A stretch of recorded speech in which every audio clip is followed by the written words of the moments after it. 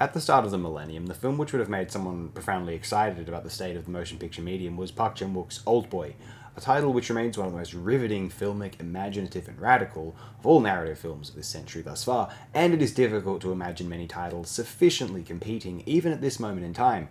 I remember viewing this on Australia's SBS channel when I was 15 going on 16 years, and it totally just bowled me over. You can't believe what you're watching, and it is telling that the most shocking, repulsive components of Oldboy's narrative never entirely engulfed its reputation.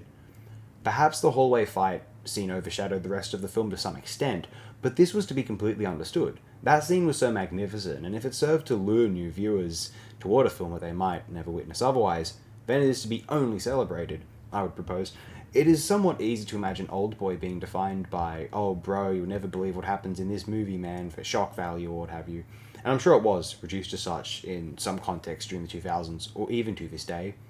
Although I inexplicably never noticed this come up. Not like how Hodorowski films were defined to some individuals by obscene activity, or some 21st century horror titles for the most extreme content. Even Tetsuo, the Iron Man, defined as the movie with the drill scene, but to be fair, that might be quite an extreme example.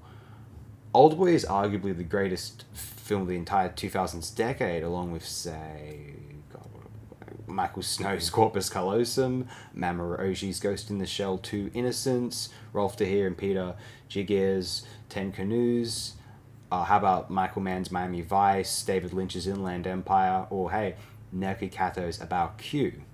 There's others, but I'm just looking at a list of what we've already discussed on this channel thus far, to make it a bit easier.